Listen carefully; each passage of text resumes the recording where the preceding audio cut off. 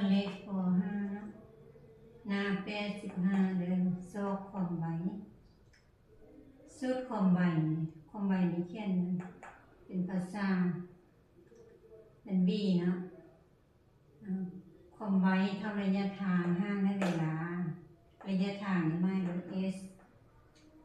ระยะทางเท่าความใบคูณให้เวลาเวลานี่มันที่ไม่หรือที่เนาะเท่าระยะทางห้างและความไวเรื่องเราจะสร้างให้เป็นภาษาแบบนี้เนาะแบบตั้งของมันความไวเท่าระยะทางห้างและเวลาส่วนหรือว่าห้างเด็กส่วนกันเลยนะระยะทางเท่าความไวคูณเวลาเท่าระยะทางห้างและความไวตีสูตรสร้างอันนี้ก็ได้ข้อหนึ่ง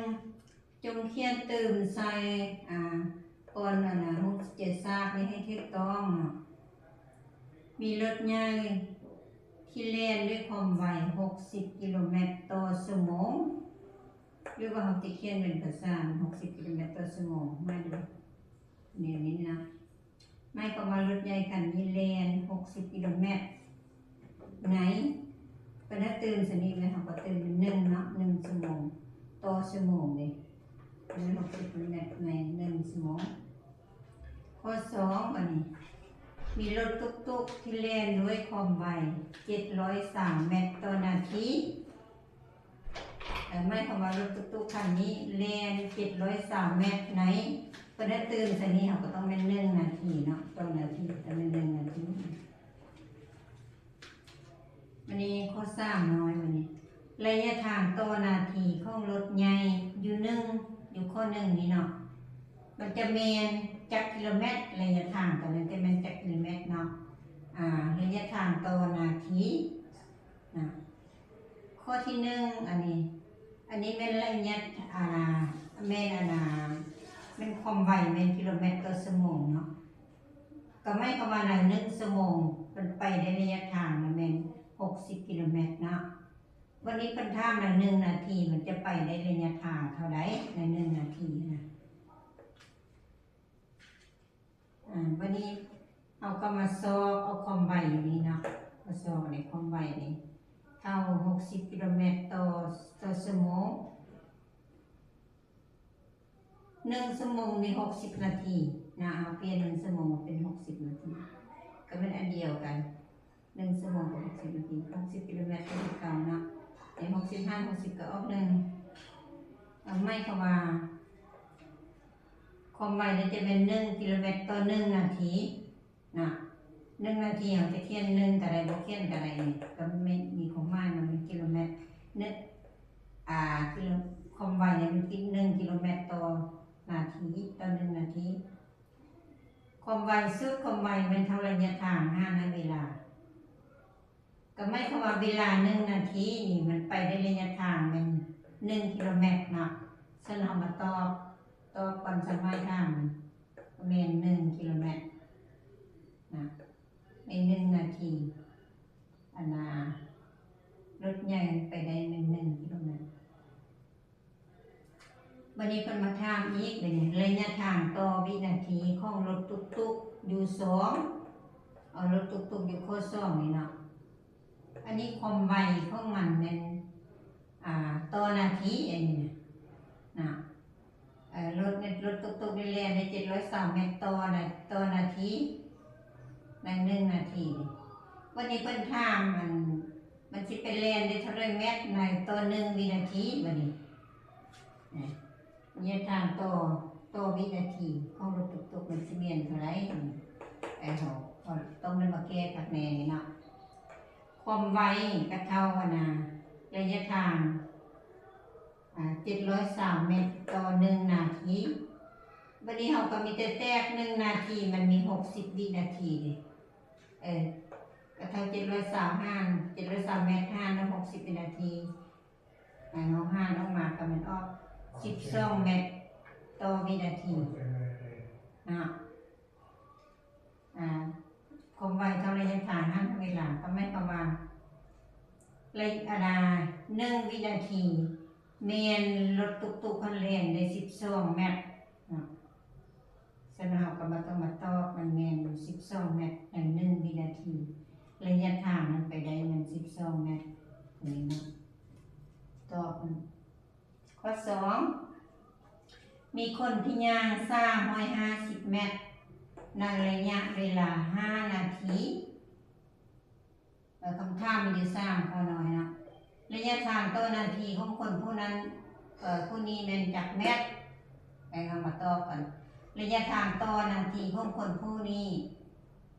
มีเท่านี้เมตรระยะทางต่อนาทีมันเม่นความไวเนาะระยะทางต่อนาทีเม่นความไวทำระยะทาง5 นาทีเอา350 เมตร5 ใน 5 นาทีนี่มันจะออกใน70 เมตรต่อนาทีเป็นความไวของคนยางพวกนี้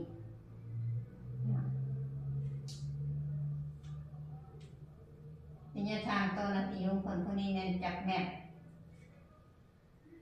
ระยะทางต่อนาทีของคนพวกนี้มีเท่านี้เมตรก็ไม่คำว่าเขาซอกความไวไม่ได้มันออกเป็น70 เมตรต่อนาทีแล้วเขาไม่คำว่าเขาจะมาตอบเนาะระยะทางมันจะไปได้เลยแม่น70 เมตรมาตอบสิเนี่ยเนาะต่อนาทีแล้วนี่ไประยะทางต่อนาทีเพราะถ้าระยะทางมันจะไปได้มัน70 เมตรนะบัดนี้เพื่อนยางให้ได้980 เมตรคนผู้นี้จะใช้เวลาเท่านี้นาทีข้อ2เนี่ยคนทำคนผู้นี้จะต้องใช้เวลาจากนาทีเพื่อนยางให้ได้980 เมตรฉะนั้นชอบเวลาซื้อเวลาเท่าระยะทางห้างความไวเนาะก็ระยะทางแล้วมาห้างความไวเม็ดเนี้ยกับเม็ดห้างเนี่ยมันคูณปีนะมันจึงออกเป็นนาทีนะ985 70 ออก14 นาทีทุกอย่างอันถ้าได้980ในคนผู้นี้จะใช้เวลาเป็นเท่านี้นาทีคำว่าตอบเนี่ยมันเท่านั้นตัวนี้นะข้อ 3อันนี้ความไวในการย่างของคนผู้นี้แมนจากกิโลเมตรต่อชั่วโมงความไวในการย่างของคนผู้นี้แมนเท่านี้กิโลเมตรต่อชั่วโมงความไวของมันแมน70 เมตรต่อ1 นาทีมันสอบในความไว70 เมตรต่อ1 นาทีนะบัดนี้เฮ็ดเป็นกิโลเมตรต่อชั่วโมงวันนี้จากเมตรค่ะก็แตกว่าเป็นกิโลเมตรเนาะแตกว่าเป็นกิโลเมตรมันจะออกเท่านี้กิโลเมตรง่ายจุดขึ้นลันสร้างตัวเลขนะแตกเป็นกิโลเมตรนะวันนี้1 นาทีนะแมน1/60 ชั่วโมง1 นาทีมัน1/66 ชั่วโมงแล้ววันนี้เราก็ได้ค่าดิมันคูณปีนเนาะก็คูณจำนวนปีของ1/60เป็น60/1เป็นได้5เป็นได้คูณเนาะฉะนั้นคูณออกมามันจะเป็น 0.07 คูณด้วย60มันจะออก 4.2 กิโลเมตร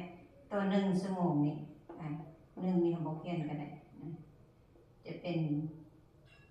ความไวเป็นกิโลเมตรต่อชั่วโมงเป็นตัวนี้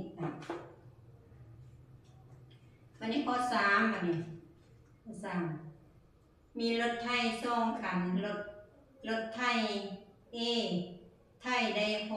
6,000 ตามเมตรไถได้ 6,000 ตามเมตรด้วยเวลา5 ชั่วโมงรถไถ B ไถได้ 5,200 ตามเมตรด้วยเวลา4 ชั่วโมงเพิ่นถามว่ารถไถคันใดไถไวกว่าเขาก็มาสอบความไวของแต่ละคันเนาะ VA ทำ SA ส่วน TA SA 6,500 ชั่วโมงเอาออกมาเป็นตามเมตรออก1,200 ตามเมตรต่อชั่วโมง VB เท่า SB ส่วน GB เท่า 5,200 ตามเมตร5 4ตามเงินใครเป็นให้เนาะ4 ชั่วโมงออกมาเป็น 1,300 ตามเมตรต่อชั่วโมงแล้วเราเห็นว่า 1,300 นี่ใหญ่เป็น 1,200 ตามเมตรต่อชั่วโมงเนาะก็แสดงว่ารถไถ B รถไทยไวกว่ารถไทย A เอามาตอบมาตอบสินี่ข้อ4ความไวของเสียงอยู่ในอากาศแม่นประมาณ340 เมตรต่อวินาที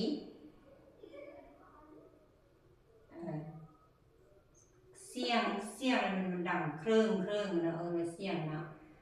ได้ยินเสียงฟ้าแมบหลังจากที่เห็นฟ้าแมบได้ยินเสียงฟ้าผ่าได้ยินเสียงแล้วก็เป็นฟ้าผ่านะหลังจากที่เห็นฟ้าแมบได้5 วินาทีจากจุดที่เราอยู่จนฮอดบอนที่เกิดฟ้าผ่าแม่นประมาณจากแมบฟ้าแมบถือว่าเห็นพร้อมกับส่งแสงออกมาฟ้าแมบที่คนเราจะเห็นบนเฮานี่เราจะเห็นพร้อมเนาะฟ้าแมบนะอันนั้นแสงนะแสงเขาก็จะเห็นพร้อมเลยเนาะก็ถือว่าบนแสงมันความไวของแสงมันจะไวกันเสียงนี่แต่บนฟ้าแมบมันเฮาอยู่นี่ก็ถือมันบ่พอนับเลยซะมันไกลกันนะมันแมบที่มันก็เฮาก็เห็นพร้อมแล้วติดจุดเราเห็นหลังจากเราเห็นได้5 วินาทีแล้วมันจึงได้ยินเสียงฟ้าผ่านะฟ้าผ่าออกมาฉะนั้นเพิ่นจึงถามว่าจากจุดที่เราอยู่จนฮอดบอนที่เกิดฟ้าผ่ามันสิแม่นเท่าใดแล้วก็ไปซอกระยะทางเท่าความไวเป็นทั้งเวลานะความไวก็แม่น340 เมตรต่อวินาทีมาคูณได้5 วินาทีคัดกันนะมันจึงออกคือเป็นเมตรนะเอา5 คูณ 340ออกมา 1,700 เมตรเป็นระยะห่างแต่เราอยู่ไป5 จุดฟ้าผ่านะแม่นเท่านี้อย่างเบื้องคืนนะ